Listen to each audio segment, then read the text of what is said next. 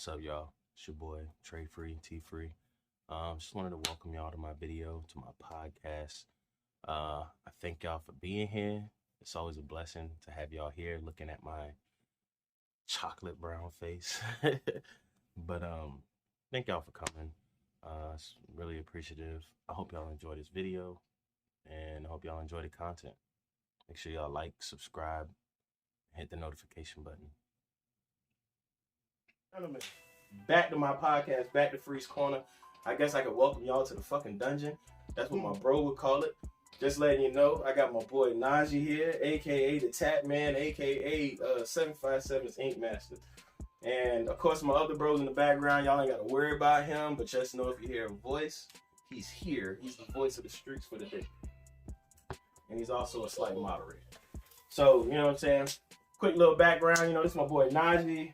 Well known, good tat artist, man, good friend out here, aka Young Drip God, back from Texas. So I'm here to ask the hard-hitting questions, be slight friend. So let's start with the basics. You know what I'm saying? What made you want to become the tat artist that you turned into today? Like, what motivated you and inspired you into getting into the idea of tattoo?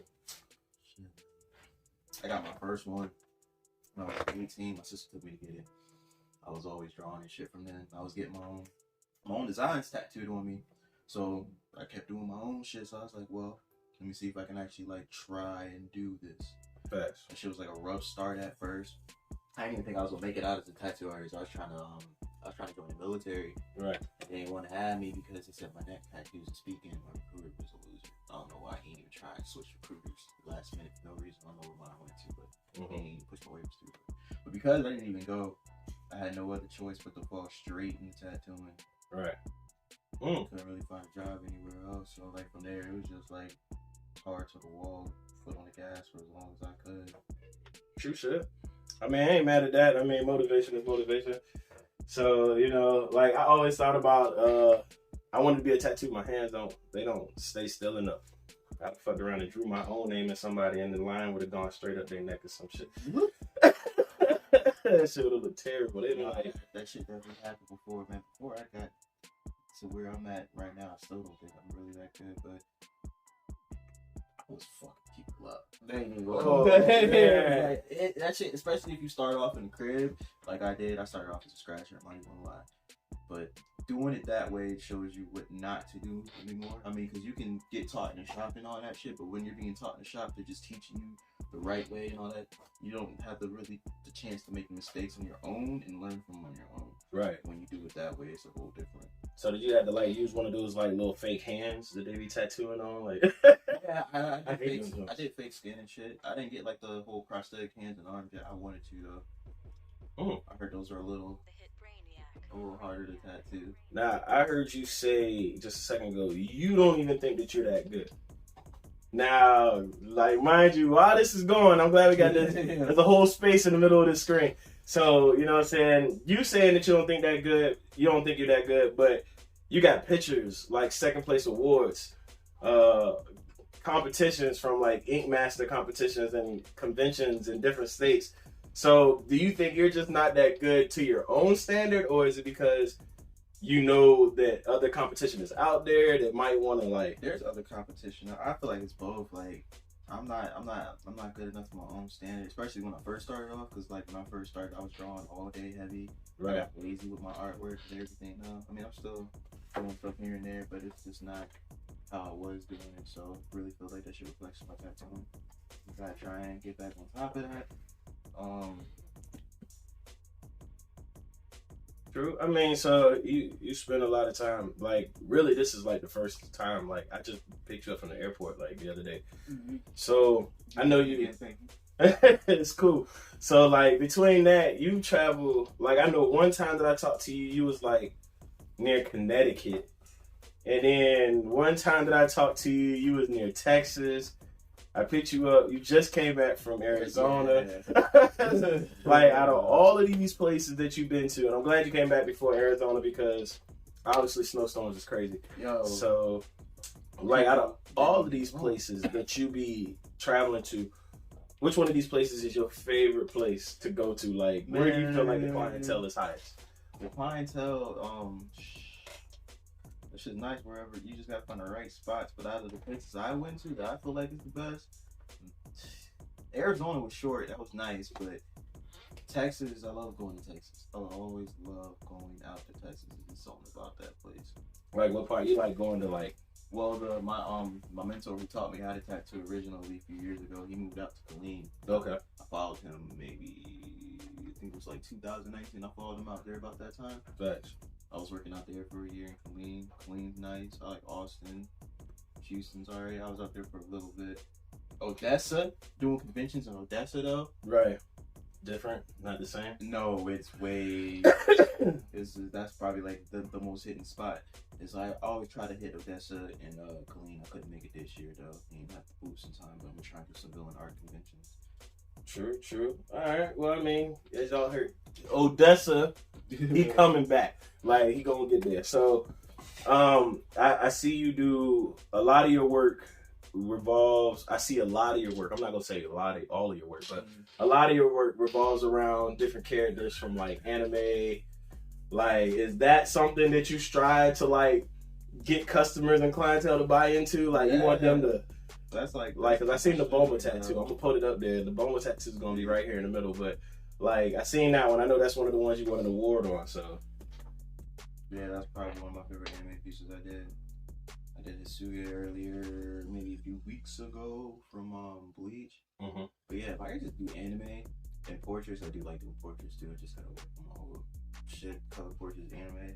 Like, I do that every day, but I don't mind having like a wide range doing everything. But yeah, my focus would definitely be just anime and portraits. Facts. Do you see yourself like hitting like the Ink Master show at some point? How you gonna?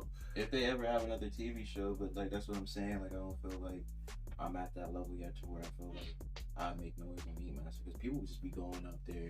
They don't even be fucking good. They're not good, dog. Embarrassing. We're still getting hella clients because of it, and I'm like, that's not how I want to do it. Yeah. Like, if I go up there, I want to be good. I'm not competitive. Like I want to be there to win. Yeah. I want to be there just to show my ass. That's a fact. Like I know I watched a couple of seasons of Ink Master, and I was not impressed. Like especially with the shading. Maybe people just didn't know about that show when they first started. Yeah. Or maybe it just wasn't as popular, but from what I saw on the Ink Master, like I wouldn't have let a lot of those tattoos tattoo on me. You know what I'm saying? But the best people to come out of Ink Master is probably DJ and Ryan. Mm-hmm. See? Yeah. Boom. See? He know what he's talking about. I just go get tatted. So I mean, with all of the, like, how do you find time to keep your clientele built up during this coronavirus pandemic? Because I know there's like, you're asking for method right now. Yeah, like, well, I mean, you ain't got to go into detail. Like, you ain't got to tell us your art. But, you know what I'm saying? I know that the coronavirus, it has put like a real restraint on a lot of different businesses and a lot of different industries.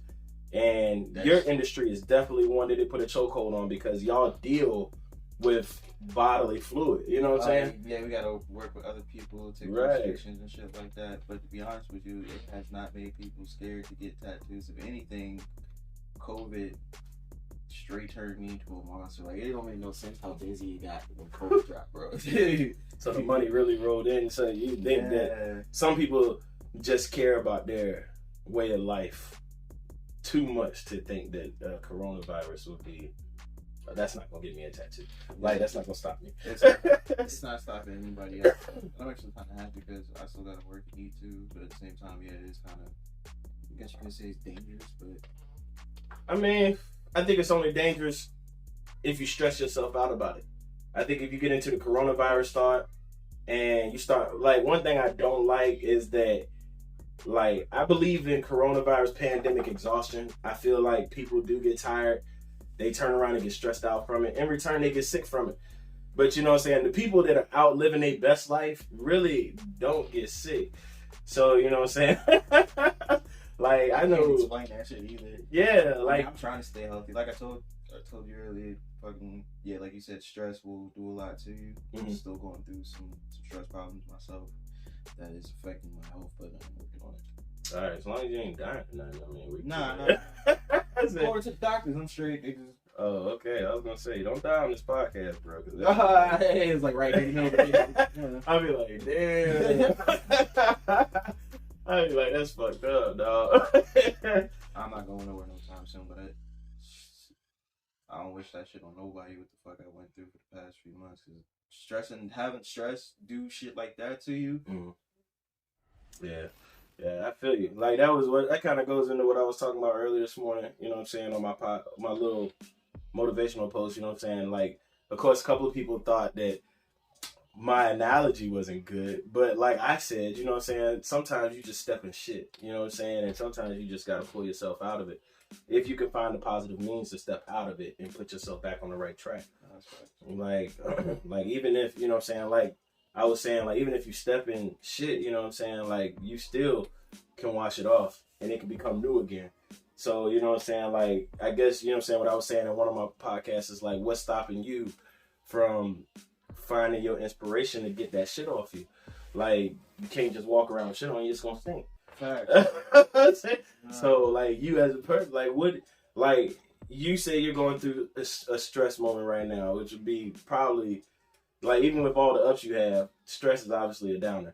Yeah, so like what steps do you take to put yourself in a better mind state so that way, you know what I'm saying, you don't like fold, you don't fall over, nothing like that. What steps do you take to motivate yourself? Like, man, honestly, motivation wise, I definitely say seeing other people doing good and everything, that definitely drives me to, a little bit. I definitely want to make sure that I accomplish what I want to accomplish before, anything before I leave this earth. That's how I feel normally about everything.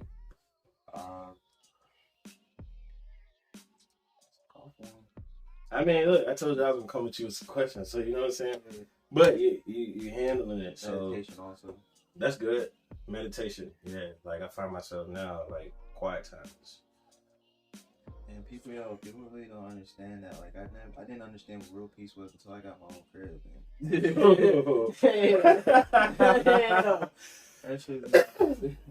You hear that? Stop living on your mama's couch. You need your own crib. Get your own peace. Like my man said it himself. Like I didn't know what peace was until my kids went back to their mama house. Shout out to my kids' mama. I'm sorry, but I didn't know what peace was till they went home. You know what I'm saying? Granted, I got my own crib. You know what I'm saying? But like I didn't know that. Like silence, like the silence of being at home, the comfort of knowing that you paid your own bills. Like it means a lot to one person's mentality. Like even though you're stressing about a bill coming out, you get home, you lay in your bed, you roll your blunt, you smoke it, turn on your movie, you realize that it was all worth it. Like it don't matter the amount. Like the grind was worth it. Like it doesn't matter. I don't understand people that don't have cars but they want to buy Jordans, or people that myself was not going to be that guy. Right. Fuck walking. I never understood it. I didn't understand people that bought hotel rooms but didn't want to go buy an apartment. Like by the time the month is up, you done spent the same amount on an apartment that you would have spent in that hotel. Double. Yeah, exactly. Double the amount. Cause what? Like it's like $60 a night at Motel 6. They cut you a deal. You get like 60 times 5 days. That's like $300. I did the hotel life, taking care of 2 of my girls, and that was $2,300 a month. Damn. Right. Damn. Right. My heart hurt. Right. Yeah, and I did that for a year. Yeah, you hear it. Think about that. I mean, like you hear it. Like, look, that's for another podcast. We're not gonna talk about this today, but women gonna stop disrespecting these single fathers out here. They be out here doing their thing. But that's another day. That's another podcast. I think I'm gonna use that podcast. But getting back to the topic, trying to get back into some things. So, like, if you had an opportunity to choose your own piece of art for a canvas, like what would you create for a tattoo if you had to choose your own art to put on a canvas, on a person in general? Like, do you have a certain like design, character, somebody that you've always wanted to tattoo and you just never got a chance to do it? I know I got something stashed away. I'm not shit that I haven't had a chance to tattoo yet. I got a couple designs that I drew a while ago that I haven't had a chance to tattoo, but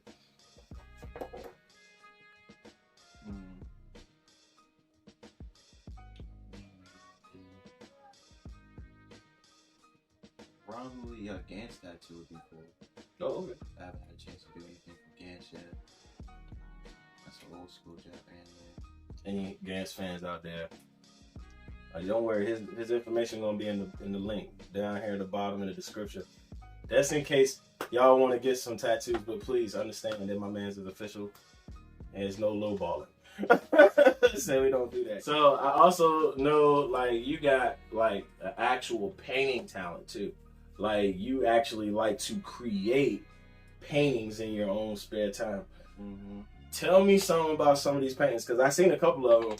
And I know one that's got like a big mouth with teeth. I was ready to just put an offer on the table for it so I could get that jump. You talking about the one with the caps in his mouth? Yeah. I was ready to just put an offer on the table and send it out for that because I was like, oh, that's dope. I was like, this man really drew it up. So what was like some inspiration behind some of the art that you painted? Drugs. Keep it in the book. That's what you supposed. Like, I mean, yeah. Especially the cap work. Like, I have stopped doing mushrooms because that's another thing. I think that shit affected with the whole stress and anxiety shit, like the after effects from it. Mm-hmm. Yeah. But when mushrooms like was definitely like my other choice besides weed. And that shit puts you in a whole different space, mind, like... Well, some of the greatest artists took the heaviest drugs. Yeah. Opium.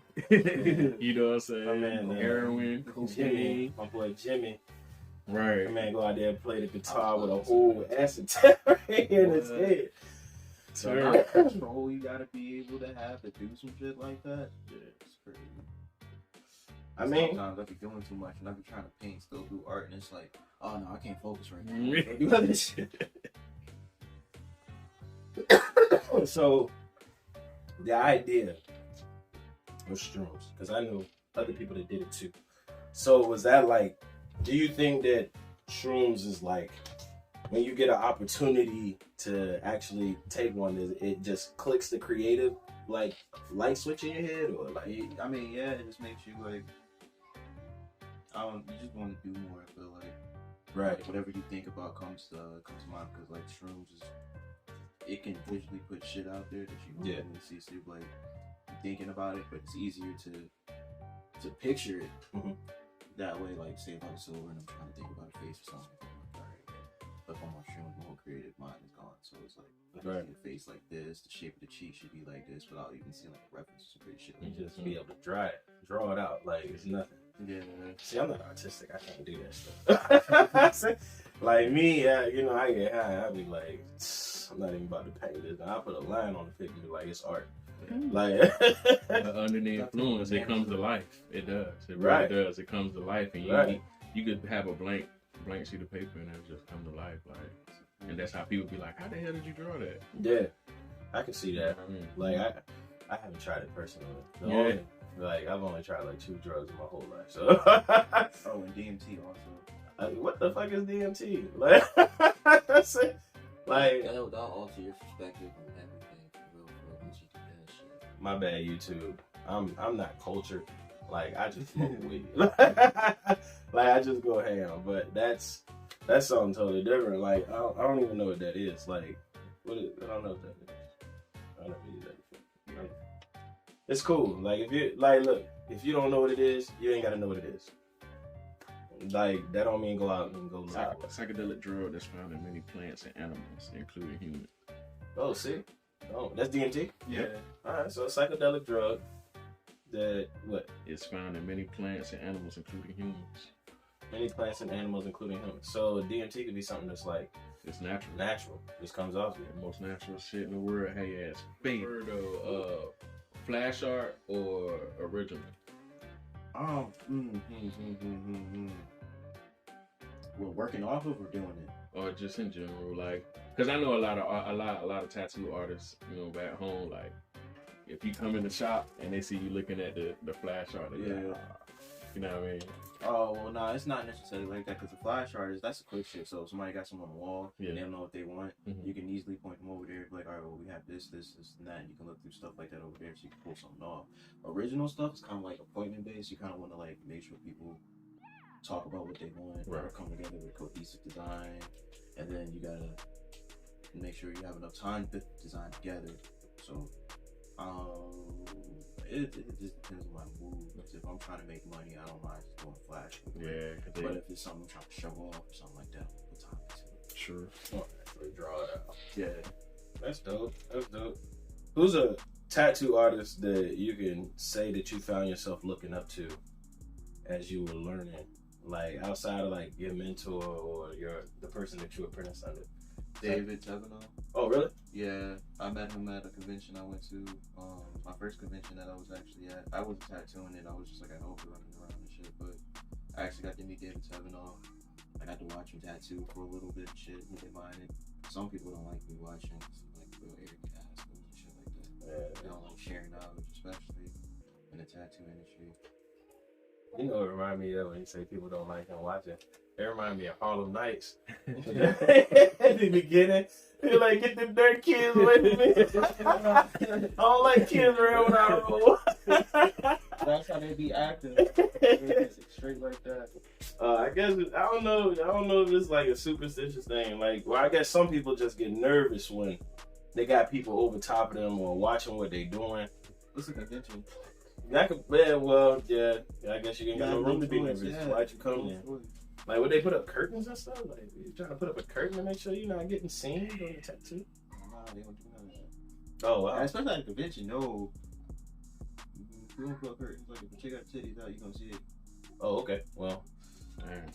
Rest in peace to Fat Boys. Prince Marky D passed away at 52 an hour ago. which one is that? The dark skin The one? light skin. The light skin one for Fat Boys?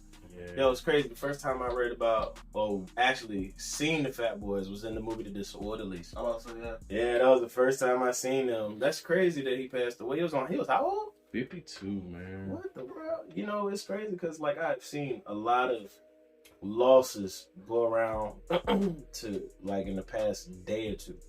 Like, I've seen so many people just lose family members, friends, whoever. Like, over the last couple of days. That shit fucking older too. You notice that shit more and more. Yeah, like, it's crazy. Like, maybe you didn't realize it before that people were passing away like that.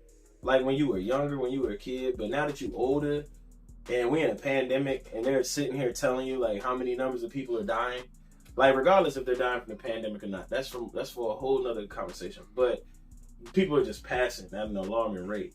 You don't pay attention to how many people are passing until, like, you old. And then a lot of them are, like, unknown. Like, they have to tell you, like, days or weeks later, like, what they passed from. It's just, like, crazy, man.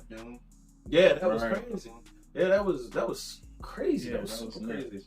I don't think anybody expected Juice WRLD to pass when he passed, which was a crazy situation on how he passed. I don't think anybody, like most of the people that's passing away, I don't think people are expecting them to go because they're going at such younger ages. Like, you're watching people go at 52, 48, or 30s. Like, you're just watching it. Like, and it's kind of just hard to sit back and watch, but you're just kind of like, like, you're wondering, like, if this is like something like a God's plan type thing. Is this Mother Nature's trying to way of healing itself?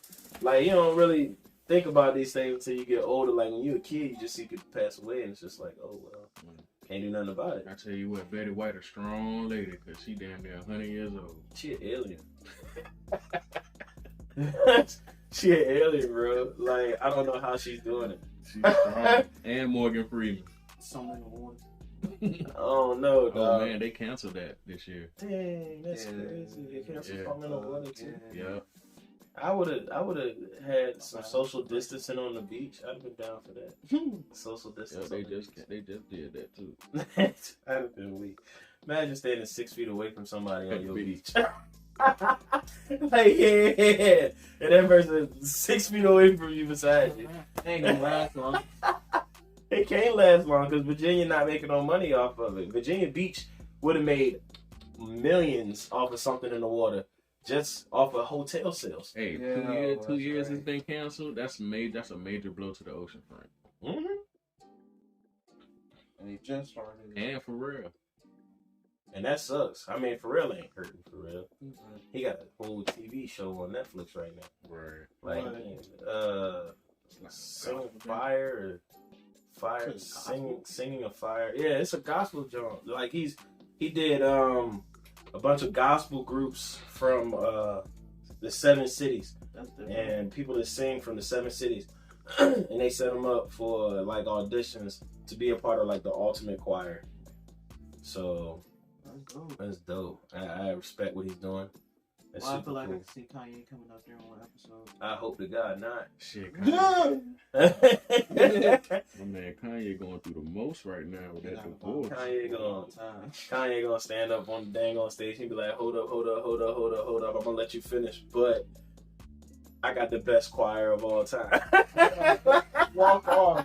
They don't like dropping dip. Who? Like Kanye. He getting sued by him. Who? His choir. 24 million. Oh, he could pay that. He a billionaire. I know. I said that, but still. I wonder why they suing him. Probably because they ain't paying him right. You know God don't like ugly. Yeah, God don't like ugly. They take it back real quick. Well, like, let me ask this last question to you. And I think I'm going to ask this last question to everybody going forward when y'all see me on the podcast. So, where do you see yourself at in the next 10 to 15 years? Outside of just being alive. We know everybody's got the idea to be alive. Like, we're going to wish positive vibes all over that. So, you know what I'm saying? Like, but where do you see yourself career-wise and lifestyle-wise in the next 10 to 15 years? Where I see I definitely want to see myself on a yacht somewhere polishing a Rolex. For real. That's dope. Just be sitting there like this and shit. That's dope. But tattooing, like reaching that side, I don't know. I want to focus all that. Have my own shit going to where I can make it to that level. Honestly, that's dope. That's a dope plan. I mean, if you sitting on a yacht polishing a Rolex, obviously you're a millionaire at this point. Like, say you put your money into the right places. So, I mean, I can't even be mad at that. But, that's super dope. Well, people, I'm about to go ahead and cut this off. It's been super dope talking to you guys. My boy Najee stepped in, ladies and gentlemen. Let you in a little bit on his life, his times.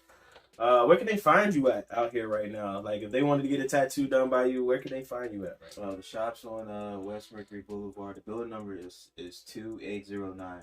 So 2809 West Mercury Boulevard at American Classic Tattoo in Hampton. You heard it, American Classic Tattoo in Hampton. I'm gonna post. Y'all gonna see a lot of his little art just float around here. You know what I'm saying? Don't be scared to go in there and walk in that tattoo shop and be like, yo, I seen you on the podcast. Stop playing. Go ahead. And don't go, like I said, don't go in there and talk about some $100 for a sleeve, because he's not going to do that. No. Like, 150 starting at a session. Like my man says, it's high dollar. He basically the Ryan Henry of the East Coast. Better not bring your kids. Better not bring your kids, because ain't no baby sitting in there. I don't even think they supposed to have kids in there. Yo, people will still bring their kids into the shop and like have them running around mad crazy. Like it's okay. It's not. It's never. That's not cool. That's not safe. That's wild. That's. But either way, y'all heard it here first. Thank y'all for joining me in the dungeon. Freeze Corner will be back throughout the week. Make sure y'all like.